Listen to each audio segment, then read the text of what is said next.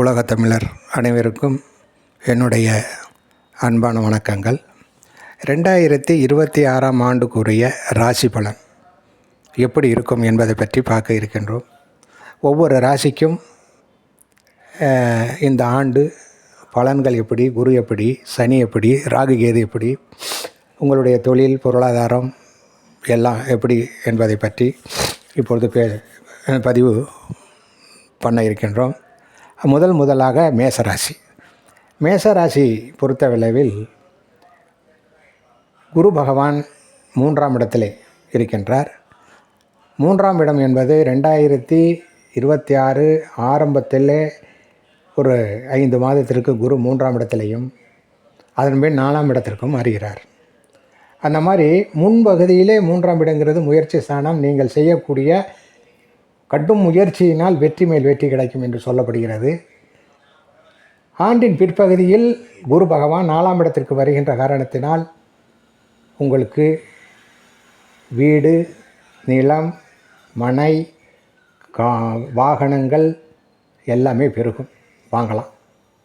அது மட்டும் இல்லாமல் உங்களுடைய தாயாருக்கு 4ஆம் இடம் தாய் ஸ்தானம் என்பதால் ரோகஸ்தானம், ரோகம் ஏற்படும், சீக்குப்பிணிகள் ஏற்படும். எனவே மருத்துவரிடம் சென்று ஆரம்பத்திலே மருத்துவ பரிசோதனை செய்து கொண்டு தாயினுடைய உடல்நிலையை சரி செய்து கொள்ளவும். ஆரம்பத்தில் காமிச்சிட்டாலே போதும், பிறகு தாய் அவர்களுக்கு எந்த விதமான கெடுதலும் ஏற்படாது என்று சொல்லப்படுகிறது. அடுத்தபடியாக குரு 2026 ஆரம்பத்தில் 3ம் இறுதியிலே 4ஆம் இடமும் மாறி 3ம் 4ம் சரியான நல்ல இடம், சுபஸ்தானம். எனவே குரு உங்களுக்கு 2026 வெற்றியை கொடுப்பார், கோடி நன்மையை கொடுப்பார்.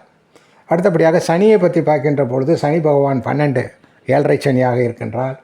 அந்த ஏழரை சனியாகப்பட்டது இளம் வயது 30 வயசுக்கு உட்பட்டவர்களுக்கு என்றால் அது விரய சனியாக மாறும். விரயம் என்றால் பல்வேறு நோய் நொடிகள், படிப்பு செலவு, மருத்துவ செலவு, இந்த மாதிரி பல்வேறு செலவுகள் ஏற்படும். எனவே அந்த செலவை எல்லாம் ஏற்படாத வண்ணம் நீங்கள் சுப விரயமாக ஆக்கிக்கொள்ள வேண்டாம். ஒன்றும் 7.5 நாளாக பயப்பட வேண்டாம். பிள்ளைகளுக்கு காது குத்தலாம், அதே மாதிரி படிப்பு செலவுக்கு செய்யுங்க, வீடு கட்டுங்க, வாகனம் வாங்குங்க. இந்த மாதிரியெல்லாம் வாங்கின்ற பொழுது உங்களுக்கு விரய செலவு சுப விரயமாக மாற்றிக்கொள்ளலாம். அடுத்தபடியாக ராகு கேது முறையே 12 6ல் இருக்கார். ராகு 12ல் இருக்கிறது விரயஸ்தானமாக இருந்தாலும் வெளிநாடு போக்குவரத்து நல்ல லாபத்தை கொடுக்கும். வெளிநாடு செல்லக்கூடியவர்கள் இந்த காலகட்டத்தில் பயணம் வைக்கலாம். அடுத்தபடியாக கேது 6ஆம் இடத்தில் இருப்பது வெளிநாடு சென்று மாணவர்கள் படிப்பதற்காக போகலாம். அது மட்டுமல்லாமல் நல்ல வாழ்க்கையில் ஏற்படக்கூடிய கஷ்டத்தை புரிந்து ஒரு பாடத்தை நீங்கள் கற்றுக்கொள்ளக்கூடிய அளவிற்கு கேது உங்களுக்கு நல்லது செய்வார் என்று சொல்லப்படுகிறது. எனவே இந்த குரு சனி பகவான் மட்டும் சரியில்லை. அதனால் உங்களுக்கு ஒரு 50% நன்மையும் 50% சமபலனும் ஏற்படும் என்று சொல்லப்படுகிறது.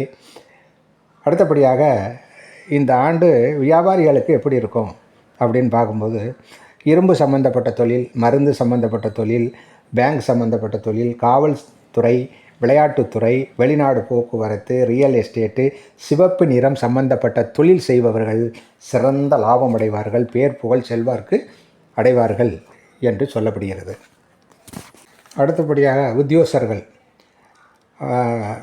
மருத்துவத்துறை, எலக்ட்ரிக்கல், எலக்ட்ரானிக்கல், இன்ஜினியரிங், ஐடி சம்பந்தப்பட்ட துறை, பேங்க் சம்பந்தப்பட்ட துறை, நீதித்துறை, விளையாட்டு துறை, சிவப்பு நிற தொழில், மண் சார்ந்த தொழில், பில்டிங் கன்ஸ்ட்ரக்ஷன், இது போன்ற தொழில் உத்தியோகத்தில் இருப்பவர்களுக்கும், அரசு துறை, தனியார் துறையில் உயர் பதவியில் இருப்பவர்களுக்கும் நன்மைகள், யோகங்கள் ஏற்படும். அதே சமயத்தில் கொஞ்சம் கவனமாக இருந்து கொள்வது நல்லது.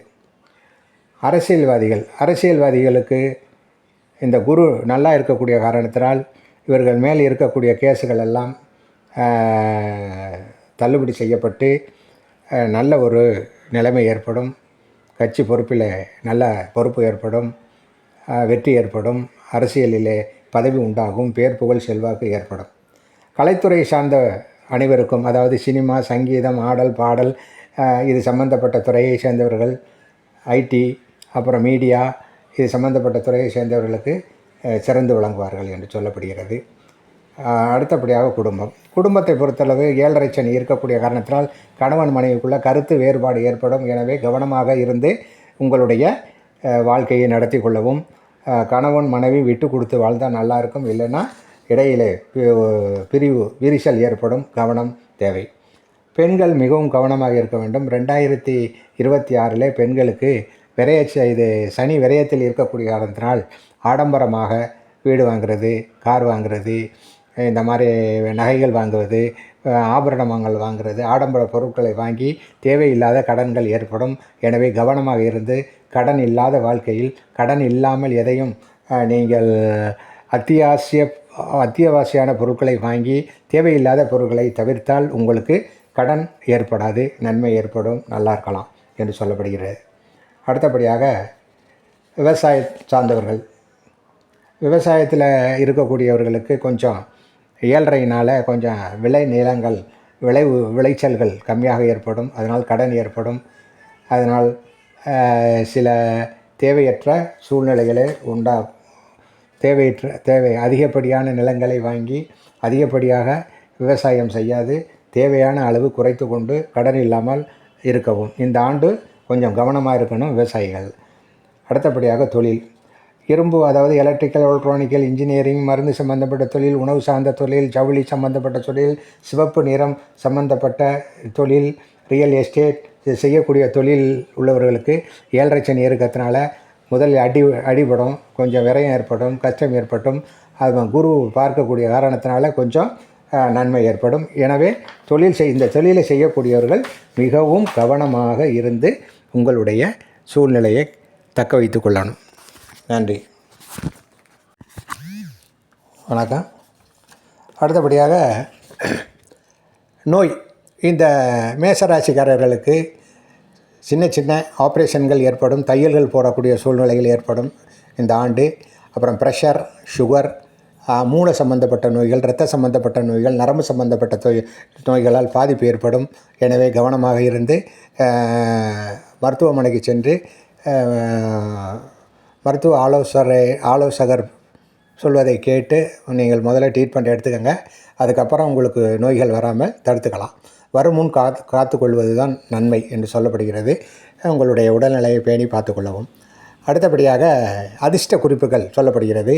அதிர்ஷ்ட எண் 93, அதிர்ஷ்ட தேதி 9/18/27, அதிர்ஷ்ட கலர் சிவப்பு, அதிர்ஷ்ட கிழமை செவ்வாய்க்கிழமை, அதிர்ஷ்ட தெய்வம் முருகன். பழனி மலையில் இருக்கக்கூடிய முருகன் வழிபாடு செய்தால் சிறப்பாக இருக்கலாம் என்று சொல்லப்படுகிறது. அடுத்தபடியாக அதிர்ஷ்டக்கல் பவளக்கல்லில் மோதிரம் செஞ்சு போட்டுக்கோங்க. அதிர்ஷ்ட வயசு 9, 18, 27, 36, 45, 54, 63. இந்த வயசில் பிரபலியமான யோகங்கள் ஏற்படும், நல்ல நன்மைகள் ஏற்படும். அதை பயன்படுத்தி கொள்ளவும். அடுத்தபடியாக பரிகாரம் என்ன சொல்கிறாங்கன்னா, செவ்வாய்க்கிழமை வரக்கூடிய பௌர்ணமி அன்று கிரிவலம் சென்றால் இந்த ஆண்டு உங்களுக்கு சிறந்த செல்வ வளம் நன்மை கிட்டும். அடுத்தபடியாக செவ்வாய்க்கிழமை வரக்கூடிய பிரதோஷம் என்று பிரதோஷ வழிபாடில் கலந்து கொண்டால் உங்கள் கஷ்டங்கள் நீங்கி நன்மை உண்டாகும் என்று சொல்லப்படுகிறது. மூன்றாவதாக செவ்வாய்க்கிழமை தோறும் முருகன் வழிபாடு செய்து வரவும். இதை மூன்றையும் செய்தால் உங்களுடைய கஷ்டங்கள் நீங்கி நன்மைகள் ஏற்படும், கடன்கள் தீரும், கஷ்டங்கள் தீரும், நல்ல லாபம் கிடைக்கும், நோயற்ற வாழ்வே குறைவற்ற செல்வத்தை பெற்று சிறப்பாக வாழ்வீர்கள் என்று சொல்லப்படுகிறது. நன்றி, வணக்கம். அடுத்த பதிவில் பார்ப்போம்.